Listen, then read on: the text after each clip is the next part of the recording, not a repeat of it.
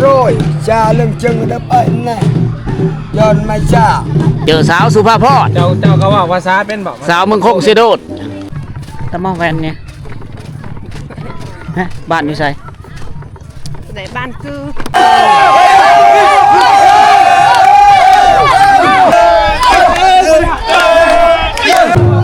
มาฮอลแล้วมันจะฟ้อนออมไม่ได้อันนี้คือประเพณีหรือวัฒนธรรมของพี่น้องชนเผ่าบกโก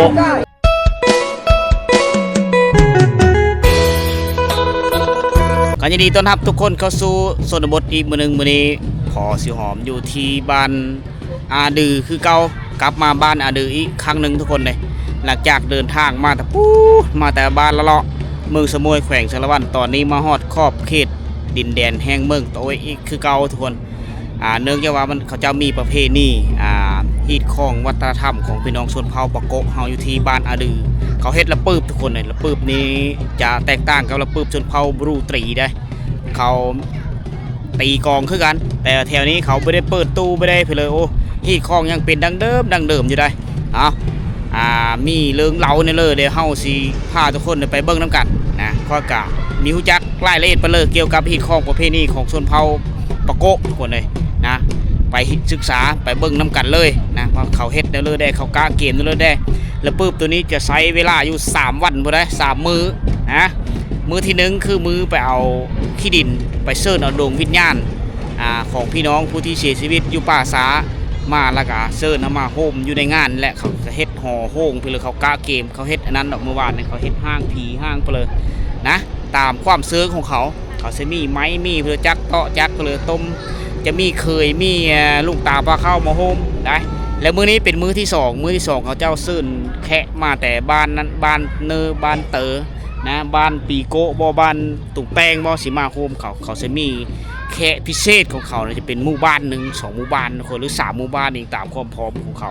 นะแล้วมื้อนี้เขาเอาแคะเฮาแล้วไปจักเพราะว่าค่อยมาแต่บ้านละเลาะค่ะเป็นเวลาอยู่3 โมงแล้วน่าจะมีทันแล้วนะถึงว่ามีท่านก็ตามแต่เฮาก็คอยท่านสำเร็จเฮาเอาซ้ำนั้นทุกคนเลยแล้วมื้อสุดท้ายนี่เขาซื้อถือกันว่าครับมื้อส่งสการนี้เขาเจ้าจะเอาไปอยู่ป่าช้าคือเก่าทุกคนเลยส่งดวงวิญญาณไปอยู่ป่าช้าอันนี้เราคือทุกพังชำนี้ใช้เวลาอยู่3 มื้อได้มื้อนี้เป็นมื้อเต้าโฮมแค่ญาติพี่น้องมื้อนี้เขาจะลิ้นกินโมนซื้อตามฮีดของประเพณีวัฒนธรรมของเขานะเด็กฮีดของแต่ละหมู่บ้านนี่เขาเจ้าจะไม่คือกันได้ก็ซื้อถือกันอันนี้จะเป็นห่อโฮงห่อพีหลังจากเซิร์นมาแต่ภาษาอะไรเขาเจ้าอยู่นี่này là chiêm này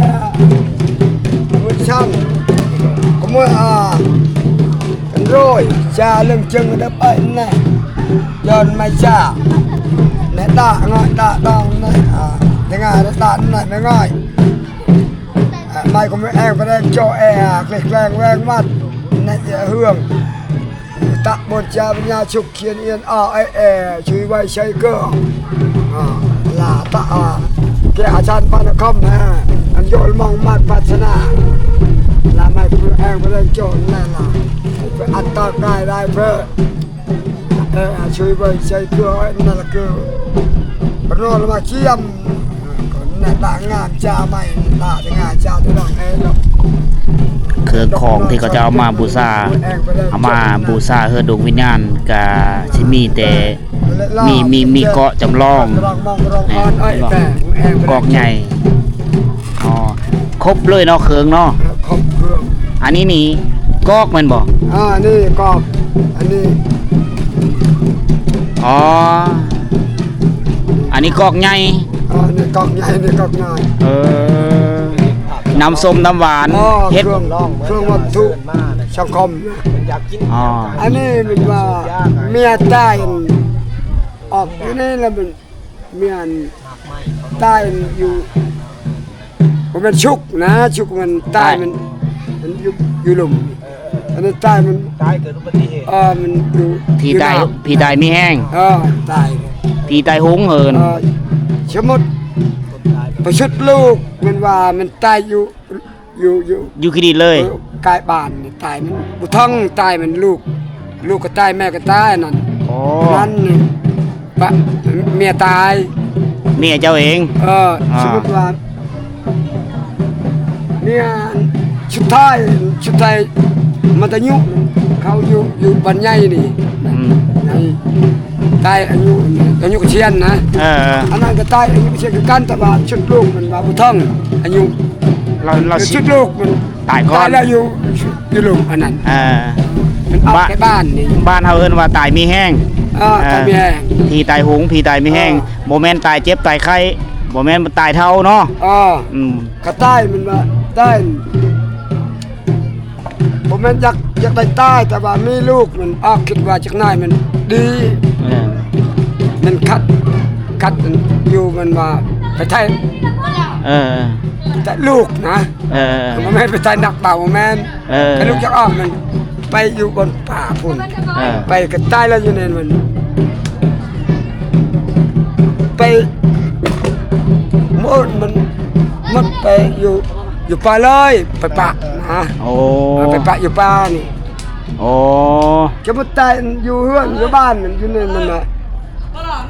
ตีกองที่พนะ1 คืน เอาไว้อยู่พุ่นนั่นเนาะ เอาไว้มีงัวมีควายอันนั้นนับถือสนับสนุนมีตอนนั้นอันนั้นครบถ้วนนี่นะ โดย สนับสนุนนั่นน่ะ ตายอยู่เฮือนอยู่ชาตินั่นเนาะ ตัวนี้ก็ครบถ้วนกันแต่ว่า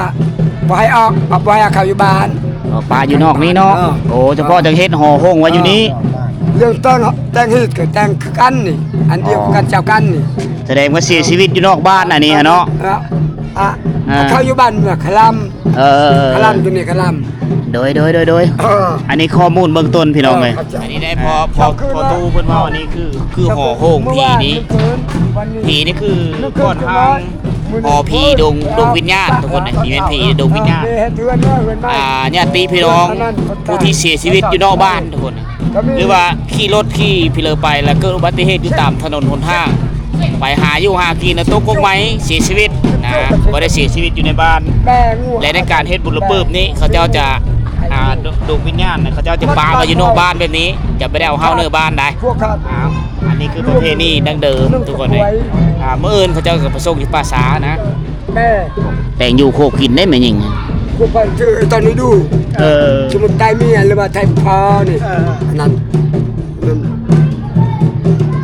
ลายและโง่ควายเนาะบัดเชิญพ่นช่องช้ำบ้านไปบังอยู่นี่2-3 บ้านเนาะเชิญแขกมาเนาะหรือว่ากลุ่มหรือว่าบ้านประจูบ้านอะดื้อบ้านไตนะบ้านนางอให้บ้านนางอ1 ตัวกล้วยให้บ้านเจ้า1 ตัวงัวเอาให้แขกบัดเชิญนะเอาให้แขกเนาะครับแขกเนาะชนะชนวนนับถือบ้านพาวมันช่วยเลือกพาวบ้านทุกบ้านยากในระหว่างช่องจำมือนี้เรื่องอาหารกินบกุ้มเรื่องอะไรก็ชุดเท้าแล้วหาประกันหรือบ้านระว่างบ้านจู้บ้านเชิญใช้พี่น้องครับเพราะว่าบ้านระว่างมันว่า50 คนก็ได้80 คน100 คนก็ได้เข้าระหว่างช่องคืนนี้ก็ต้องเลี้ยงมีเหล้ามียาชูบมีข้าวกินมีหมูใช่ยี่นี่มันมา18กุ๊กก็ต้อง18 โตนับถือคนพี่ใต้นะโดยขอบใจหลายๆเด้อพ่อเด้องัวคือกันโคไก่มีแต่แม่ยิงทั้งเบิดเลยโคนะผู้ชายเขาก็อยู่พูดและอยู่ประเภทนี้บ่เขาเจ้าตีคล้องตีกองพุ่นละ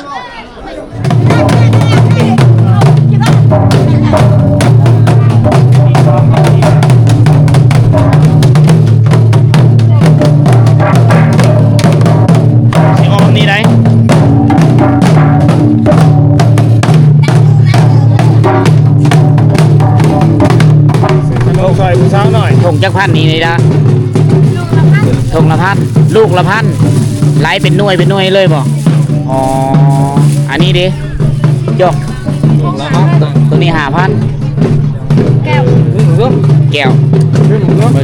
แซมซิมเจ้าเฮ็ดเองเลยบ่เจ้าเฮ็ดเลยเนาะคือสิแซมซิมแล้วซิมเบิ่งแล้วบ่ซิมแล้วเนาะผู้นี้น้องสาวบ่เจ้าอยู่บ้านนี่บ่บ้านใดเจ้าอยู่คนน้ำเอกมา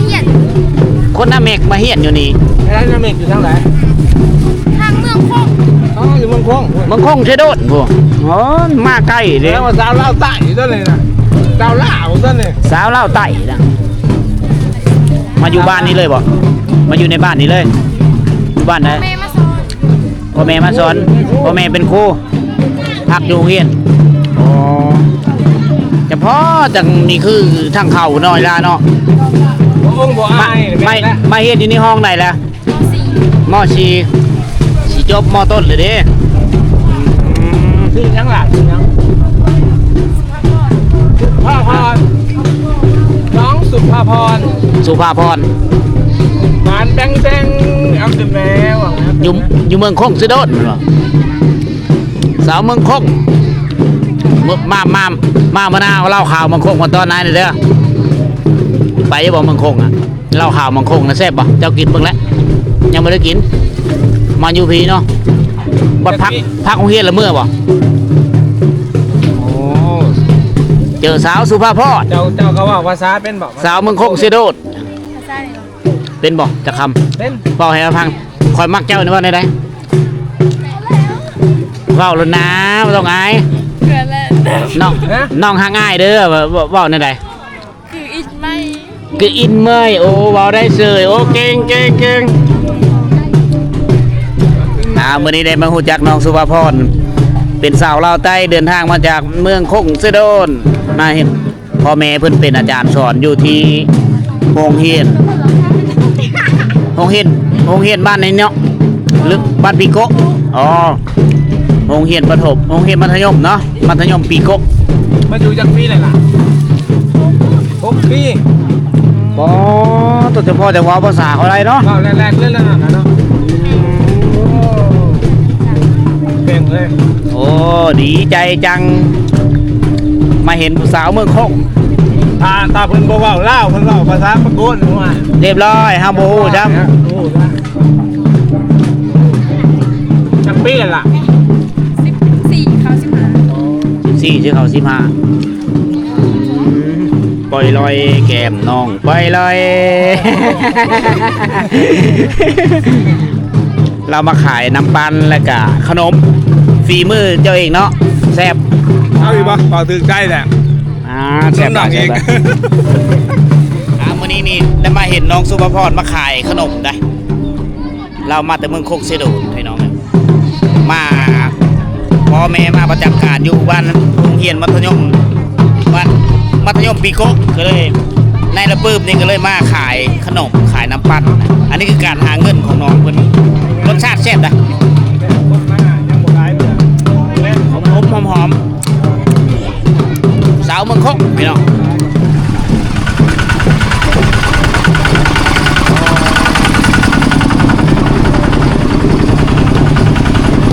มาบุญบอกมาละปื้มบอกอ๋อที่รถไถซิงค์มานี่คือสถานที่บริเวณตัวนี้นะแมนเขาเอิ้นว่ากวนคำว่ากวนนี่ถ้าไปเป็นพี่น้องชนเผ่าตะโอยหรือชนเผ่ากระตูนเขาจะเฮ็ดศาลาไว้นะเป็นหลังคาเฮิรนข้างในแต่ว่าชนเผ่าบางโกเนี่ยเขาจะไม่ได้เฮ็ดศาลาคำว่ากวนนี่หมายถึงว่าสถานที่รูปบ่อนเฮ็ดจัดที่ของประเภทนี้บ่อนผู้โง่นะถ้าว่าจำผีเลี้ยงผีมีสัตว์ไปเลยนับแต่ตัวแบขึ้นไปแบโง่ควายขึ้นไปได้เขาจะมามัดอยู่นี่ถ้าว่าเฮิรนเลิกก็ตามถ้าว่านี่แกเฮ็ดของประเภทนี้เลิกก็ตามโง่ตรงใดมามัดประเพมัดอยู่สถานที่เฮิรนตัวเองไม่ได้นะต้องได้มามัดอย่างนี้อันนี้คือสถานที่ร่วมของหมู่บ้านเพื่อจะจำผีบ่เยอะเหยาเยอะเพื่อก็ตามถ้าว่าเหยาแบแล้วต้องมามัดอยู่พี่แหละล่ะโคใบโคซัดโคไปแล้วจะเอาซีนเมื่อเฮ็ดอยู่เฮิรนทุกคนนะถ้าว่าเป็นหมูเป็นไก่เลยแม่นเฮ็ดอยู่เฮิรนเพื่อเฮิรนมันได้ป้าผู้สาวมาหลายนะสบายดีมาแต่บ้านได้อยู่โตนี่ บ้าน ฮะ บ้านจุดอน บ้านป่าจูดอนป้าอยู่คนเนาะมาได้จากมือเลยนี่ นี่แหละ มามื้อนี้บ้านป่าจูดอนบ่ได้ โอ้น้องอยู่บ้านปัจจุบัน กับมาได้กับมา ไก่เนาะ ซอยเวียก ขี่รถสิงมาบ่ละ ได้ได้ ขี่หุ่นใดมาตะวาดนี่บ่ ครับ มามื้อนี้เนาะมื้อใดล่ะสิมื้อน่ะ แต่แ มื้ออื่น แล้วฮีดแล้วคล้องอย่างมื้อแมันบ่อ๋อมาตักน้ำมาซอยเวียกมาซอยเวียกพี่น้อง มาซอยเพื่อนหลังนี่บ่ เพื่อนหลังนี้บ่อ๋อซื้อได้เลยนี่ บ้านปัจจุบัน ฮะ สัตว์ แซ่บผู้นั้นเด้ รอ รอ โดย อ๋อตัวเด้ขอส่งผมรอเนาะตัวเนาะ อ๋อ อันนี้คือบรรยากน้องๆขึ้นมาเฮ็ดเวซอยญาติพี่น้องเพิ่นอยู่ทีมเขาเจ้าเฮ็ดเวเด้มาตักน้ำเฮ็ดกินแม่นบ่อ๋อมื้อแล้วฮีแล้วข้อแล้วก็มื้อบ้านปัจจุดอนสาวบ้านนาดูบ้านนาดูบ่แม่นบ้านปัจจุดอนบ่แม่นตัวอ้ายบ่ฮะบ้านนาดูอันนั้นพอ ไง ผู้ที่เป็นเคยนี่เอาอย่างแน่มาโฮมงานนี่ผู้ที่เป็น มีกล้วยเอากล้วย มีงูเอางูมีหมูเอาหมู โอ้ ตามภูมิ อ่า ทุกจนก็บ่ว่าให้ประห่วม อ๋อ ทุกจนก็บ่แม่นประห่วมบ่ได้ คันบ่มีหยังก็ต้องได้ม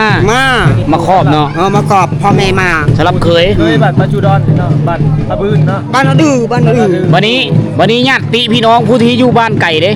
เขาเอาหยังมา บ้านไก่ก็ยาให้ห่วมนํกัน อ๋อมาโฮมกันเนาะถ้าว่า มีก็กิน มีชาติมีอันนั้นมีบ่แม่นบ่ ชาติก็มี อ๋อ ปะเนาะประหารก็มี อ๋อ ทางเคยนี่มันว่า เอาปะเนาะประหาร ทาง พระประหาร เท่า ของเขาเอิ้นว่าของ ปะเนาะประหารมันคลอง อ่า มันว่าชาติปู อ่า ชาติใบเตย ใบเตย ของพ่อเฒ่า เออ ของพ่อเฒ่า เออ แล้วมาให้เฮาพูดลูกเคย อ่า อ๋ออันชาติใบเตยนี่ของพวกเราเอาไปให้เคย ให้เคย โอ้ อันเคยให้เนี่ยปะเนาะประหารดื้อว่าถ้วยตวง บัดเคยเอามาให้บ่เท่าเลยมีของ มีกองฮาด แล้วก็มีถ้วยมีบวง โอ้ ตับสนอง มีหม้อทองเพราะมันบอกหม้อทองตัวดำๆ แล้ว นั่น ของเฮาร่วมนํกัน อ๋อ เฮาจริงบ่เฮาคนก็เฮาเฮ็ดแล้วปึบได้ เอามือเฮือนได้นี่ฮะเอามือเฮือนได้อ๋อมือทางพุ้นโอ่งไปพุ้นอันนี้คือญาติพี่น้องมาจากบ้านอื่นเบิดแล้วมาซอยเขาเจ้า มาซอยเฮือนใดเฮือนหนึงที่เป็นญาติพี่น้องเดียวกันได้มาแต่บ้านเด้อฮะ หัว ไปทางใดกลับไปทางนี้อ๋อกายบ้านปีโกะไปอีกบ่ กายบันตะวักน้อย โอ้มา4คนมื้อใดมื้อนี่มื้ออ๋อมาซอยเวะพี่น้องบ่ บ่ มาลิน มากินซื่อ มากินซื้อมาเป็นแขกบ่ ๆแมน อ๋อจักโมงเขาหับแขก 10 โมง 10โมงมื้ออื่นบ่หรือมื้อนี้ มื้อนี้ 10โมงกลางคืน บ่ 4โมง มันกาย10โมงแล้วนี่น่ะตอนนี้ 10 โมงตอนเช้า 10โมงตอนเช้ามื้ออื่น มื้อนี้ มื้อนี้อ๋อแล้วเนาะ อืม โอ้ซื้อในใดเนาะนี่เนาะ นิด น้องนิดโอ้ปล่อยลอยเนาะ มากัน4คนอาร์ซีมาเลยบ่รถจักร2คันแคมทางนะบ้านเดียวเนาะ ฮะ แคมทางบ่แถวใดวะ ฮะบ้านย่างหลัง ตะหัว บ้านตะหัว บ้านนี่ก็ ตะหัว ตะหวก ตะหัว อยู่อันโดยนี่ กายบ้านปัจจุดอนไปอีบ่ กายบันระวาง ใช่บ้านเราว่า เออ ถามครัวไปผมว่า ขึ้นกู ครัว ไก่สิฮอดชามแยกเมืองน้องกูบ่จัก กินจะหอดชั้นอย่างเมืองน้อง มาไก่นั่นเจ้าเนาะเจ้าขับเองแล้วบ่รถนี่ โมเมนต์นี่ผู้บ่าวอยู่นี่ แฟนพามาบ่บ่มีแฟน บ่มี มานำกันหมู่กัน ไม่มากันจากคน ฮะ ใส่ มากันจากคน สิ มีคนใส่หมู่เจ้า3คนเด้ ไปใช้เมื่อไหร่ เดือนเอื้อยกับอายน้อง เอ้ยกับมากับน้องโอ้บ่แม่นหมู่มากับเอ้ยกับมากับน้องอ๋อขี่รถจักร2คันมา มือเสาร์นี่มือได้กับ เดือน มือแรกนอนใช่มือแรก นอนเฮือนเนาะ นอนเพื่อนล้างได้แรก เอ ถามว่านอนใส่นอนเฮือน แต่ว่านอนเฮือนหลังไหนใครอยู่ชาวบ้านอ้วนอ๋อเนาะส้นเผาเนี่ยตะโอ้ย แต่ว่าบอกเข้าใจกันเนาะอยู่นี่ ส้น นะ เผาตะโอ้ยนี่ก็งามเนาะกันอ้ายฮักน้องน้องฮักอ้ายนี่ว่าได้ส้นเผาตะโอ้ยนี่ว่าได้ไหนน้องฮักอ้ายเด้อนะว่านั่นเลย ฮักคือกัน ฮักคือกันบ่แม่นนะเอามาเจอน้องนิดอุดรน้องพรขอนแก่น สาว ประ เผ่า มาณ ตะโอย สาวเผาตะโอ้ยได้นี่ เมืองตะโอย เดินทางมาจากเมืองตะโอ้ย ที่เกาะ แหวงสารวัตร สาวน้อง สาวลาวใต้นี่สาวลาวใต้จะงามทุกคนเนาะงามนี่อ้อบอกงาม โตเลยเนาะ อ้อได้งามเนาะเจ้าก็อ้อลึเจ้าเนี่ยอ้อลึ อ๋อหรือ น้องนิดบก กิน บก ข้าวได้ล่ะ กินแต่10 โมงผมจัง อ๋อกันแล้วกินนี่โอ้ยก็เอิ้นได้แน่ น้องนิดอุดร อายุจักปีแล้วล่ะ ปลูกมันต้นบ่อยู่เฮือน ฮะ ปลูกมันต้นเฮ็ดหยังอยู่เฮือนอาชีพหลัก หลาย ๆอ๋อหลายเฮ็ดเวียกหลายอย่างเนาะ เป็นผู้หญิงต้องรับที่สอบเบียดลานะ หาฟืนแน่บ่หากินแน่อ๋อปลูกมันต้นแน่เฮ็ดไห้พ่อบอก ฮะ เฮ็ดไห้พ่อบอก เฮ็ดไทย เฮ็ดไห้ก็เฮ็ดหน้าก็เฮ็ดอ๋อเฮ็ดทุกสิ่งทุกอย่างเลย แม่น อ๋อจะดุเนาะดุมันน่ะดิน้องนิด ผู้ใด บ่แม่นเขา ได้ไปเป็นภรรยาเนี่ยที่ว่าครบเลย บ่ นี่ มีใครหรอก ครบเลยเนาะล่ะเนาะ บ่แม่นเขามือแล้วบ่แค่คือกันบ่ ไปใช้ แม่นเขาเมื่อ อ๋อเขามือแล้วเนาะจะแตกต่างกับบ้านอื่นๆน่ะพอบ้านอื่นบางเทื่อแขกมาแล้วก็ปูซาดฮับก่อนตอนฮับอยู่นอกก่อนจังแห่เข้าไปในอันนี้นี่เพิ่นปรับปรุงใหม่แล้วแขกมาฮอดแล้วก็แม่นเข้าไปเลยแม่นบ่เพิ่นเชิญเข้าไปเลยเนาะ มาแล้วเมื่อ อย่าเด้อออกน้ำเยอะไก่บ่ไปเอาน้ำหืมไก่บ่ไปเอาน้ำนี่เยิ่งบ่ ติดา ไม่ได้เลยมาซอยเวียกอยู่นี่ สาวพี่หอยเร็ว เคยเห็นมาแต่บ้าน พี่หอยพี่ ตะหมอแวนเนี่ยฮะบ้านอยู่ไส ไหนบ้านคือ บ้านกือเลยนี่ บ้านกับบ้าน บ่บ้านอันนี้เลย บ้านอะเด้อ บ้านอะดือ กับเรียกกันเลยแบบอะไรห้อยละดาต้องงัด จังสีเนาะเวผู้หญิงเนาะ ซอยเวียกกันไหมเนาะเวลาบ้านคนจัดเพิ่นก็ต้องไปซอยเวียกจะเชิญพี่น้องมาซอยถามพี่น้องคนจัดบ้านใหม่ แตงยูโคกินเขาแมันบ่ตาจ้านึงเนาะโคไก่พร้อมบ่ เพราะว่าน้ำขาดตรงนี้ว่า ผู้ชายตักได้บ่ยำแล้วปึ๊บตักได้บ่ได้เนาะคือบ่เห็นเขาเจ้าตักเลย เอาหมอนตะไทย อ๋อทักทาย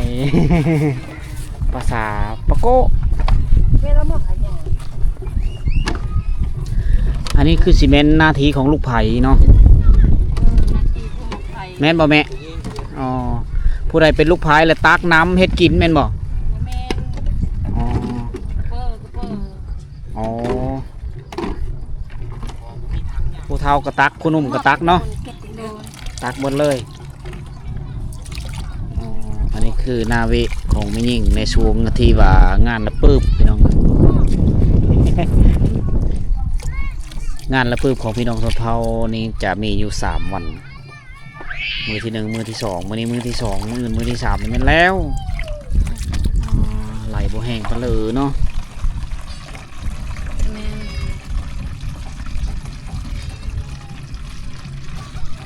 แต่ละเฮือนแล้วมีผู้มาซอยมีพี่น้องมาซอยเวะบ่ แม่น อ๋อมาจากบ้านกัดบ้านอื่นแด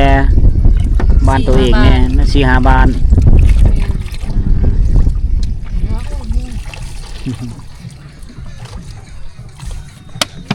แ เป็นจังบรรยากาศคอยคำลงแรกเลยพี่น้องเลย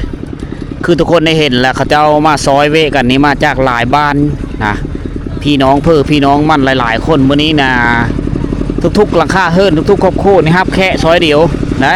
อันนี้กับแม่นี่มีฮู้ว่าพี่น้องมาตะบ้านเลยมาละเพื่อกันเนี่ยอ๋อมาบุญบ่อ๋อมาเมื่อลูกเมื่อเต้าเนาะหลังไข่สิมีหม้อพะเนาะมาตะบ้านไหนโอ้ทุกคนเลยแต่เว้นคอยคำแรงแต่ว่าพิธีเขายังไม่ได้จบนะเมื่ออื่นผู้จบอันนี้คือประเภทนี้ที่ว่าบ้านปัจจุดอนพี่น้องนี่ในมือก้อนแหละอยู่ในบ้านอดือนี่คือกันแต่ตกมาในระยะหนึ่งแหละพระเจ้าย้ายมาแต่บ้านที่ว่ายอดเสลมังไอ้น้องคนนึงมาตั้งบ้านอยู่นี่และจุมานำกันนี่แหละแม่นมาแต่บ้านปัจจุดอนย้ายไปอยู่คุณทุกคนในมื้อนี้แหละมาเป็นที่เป็นของนะพระเจ้าสีมาฮับกันอยู่นี่มาไปเบิ่งกัน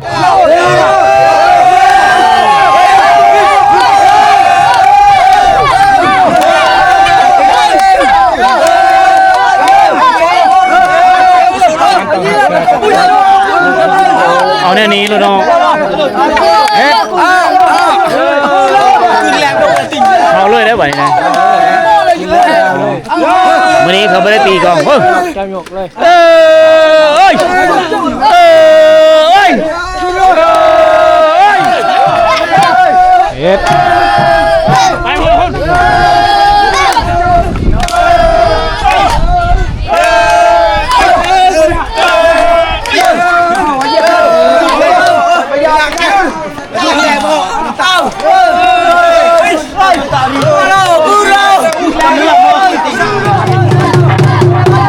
ไปพูดก่อนบ่ไปพูดก่อน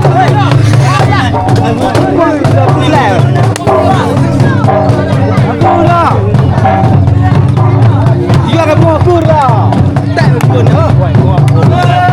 เอาโง่ควายพูดเลย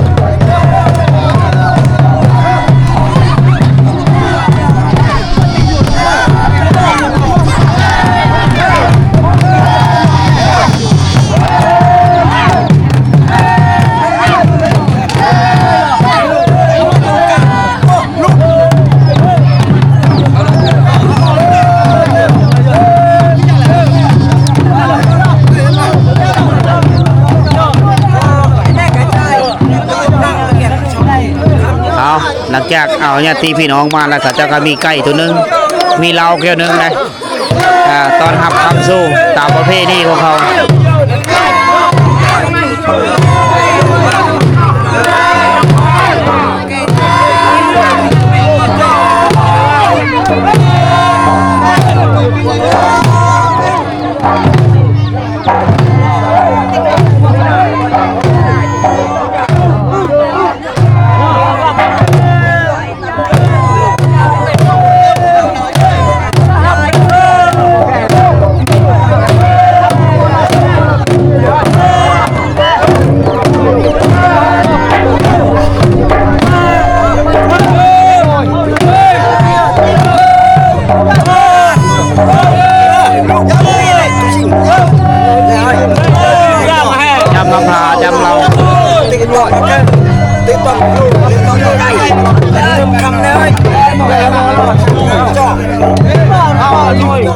มาฮอลแล้วมันจะฟ้อนออมไม่ได้อันนี้คือประเพณีหรือวัฒนธรรมของพี่น้องคนเฮาบกโกในการเฮ็ดคุณละปื้บประเภทนี้ละปื้บพี่น้อง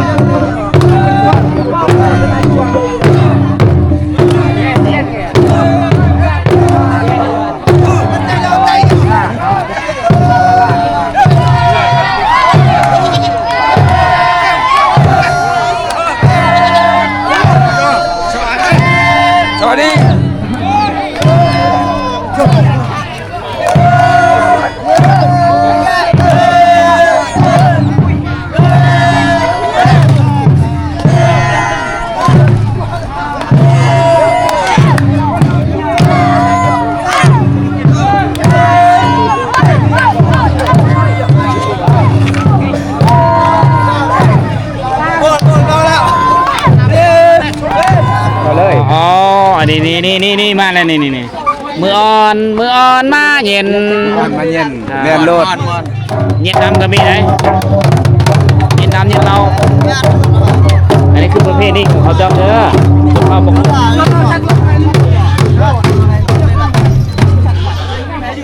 เหล้าบ่หรือน้ำบ่โอ้อย่าว่าเหล้าบ่แม่นเนาะอ๋อน้ำต้มข้างในเนาะ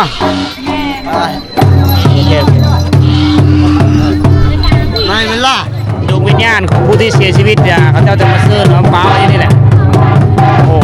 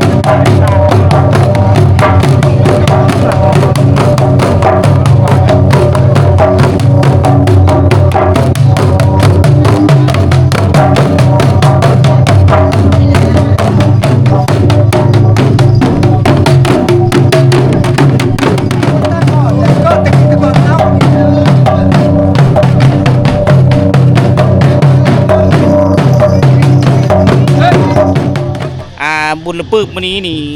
ยังมีสิ้นสุดนะเขาเจ้ายังลิ้นกินอยู่ได้ตอนแรกนี่นะแต่ว่าพวกเฮานี่สิบ่ได้อยู่จนแล้วพิธีในตอนกลางค่ำกลางคืนมื้อแรกนี่เขาก็ขายเครื่องขายของผู้บางคนก็มาขายเบนะพิธีนี่โอเขาลิ้นกินแบบเขาเอิ้นว่าวัฒนธรรมที่เป็นดั้งเดิมหลายนะมื้อนี้มีหลายบ้านที่เป็นแค่เขาเจ้าเสิร์ชมานะกินพูดได้มาแต่บ้านปัจจุดอนพวกก็มีบ้านปีโกบ้านอ่างอทุกคนเลย3สรุปแล้วเขามีอยู่แค่เขาเจ้ามีอยู่4บ้าน5บ้านนะแต่เขาเจ้าก็พ่อกับมาไม่ท่านเหตุการณ์แต่เขาแห่ห้ามานะคือบ้านปัจจุดอนพวกแหละบ้านทุกคอยไปถ่ายวิดีโอมือก้อนพวกแหละอยู่ที่เขตเมืองตะโอยแขวงสารวัตรนี่แหละสิ่งที่เราเห็นมื้อนี้ก็คือหลายสิ่งหลายอย่างนะวัฒนธรรมมันเก่าแก่พี่น้องเลยนะระปืบตัวนี้ก็เป็นระปืบนี้คันเบื้องต้นยังมีแม้นระปืบใหญ่ถ้าว่าเป็นระปืบใหญ่นี่เขาจะต้องก้นเอาลงศพจากป่าช้าแล้วมาเฮ็ดพิธีกรรมจะมีอยู่3 มื้อ 3 คืนระปืบตัวนั้นมื้อสุดท้ายเขาเจ้าจะไปส่งสการแล้วก็เอาลงศพนั้นเฮ็ดไม้แล้วก็สร้างสถานที่แห่งใหม่ป่าช้าเฮ็ดป่าช้าไม้นะเขาเจ้าจะก่อไว้ข้างในได้คล้ายๆคือกับอยู่เวียดนามนะเขาเจ้าจะไม่ได้เอาไปฝังนี่คือเก่าคือเดิมทุกคนเลยเอาถือว่าประเพณีของเขาเจ้าลึกลับหลายแต่ญาติพี่น้องอยู่บ้านไกลเฮินเข่งแล้วเขาเจ้าก็มาเมื่อได้เขาเจ้าก็เสิร์ชมาแล้วมื้อนี้เขาเจ้าจัดอยู่ที่บ้านอาดือเมืองตะโอยแขวงสารวัตรนี้และอยู่ในเมิดบ้านนะเขาเจ้าเฮ็ดพร้อมกันเมิดบ้านยกตัวอย่างว่าครอบครัวเลยมีผู้เสียชีวิตไปมีท่านและยังมีได้เฮ็ดระปืบเขาเจ้าจะเฮ็ดมื้อนี้ได้ทุกๆราคาเฮินนี่ต้องได้มีพระราชหน้าที่คือฮับแค่ฮับคนคือกันนะอันนี้เราสู่กันฟังตรงนั้นและเพื่อนก็มี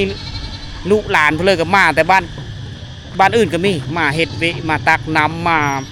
โคแต่งอยู่โคกินว่าจะฮับแค่นำกันนะผู้แลมื้อเช้าทุกคนถ้าว่าค่อยมีเวลาค่อยก็สิได้พาทุกคนไปตามติดเบิ่งเขาเจ้าส่งสการไปส่งดวงวิญญาณไปไว้อยู่ที่ป่าช้าคือเขาทุกคนเลยอันนี้คือเรื่องเล่าของฮีตของประเพณีวัฒนธรรมของพี่น้องชนเผ่าปะกกอยู่ที่บ้านอาดือเมืองสะโอยแขวงสะวันบ้านนี้บ่สิหอมค้ำมือแล้วก็สิได้กลับมือพักผ่อนอยู่ที่พักทุกคนเลยโชคดีร่ำรวยเมื่อทุกคนพบกันใหม่ในวิดีโอต่อไปสำหรับวิดีโอนี้ขอกล่าวครับว่าสบายดี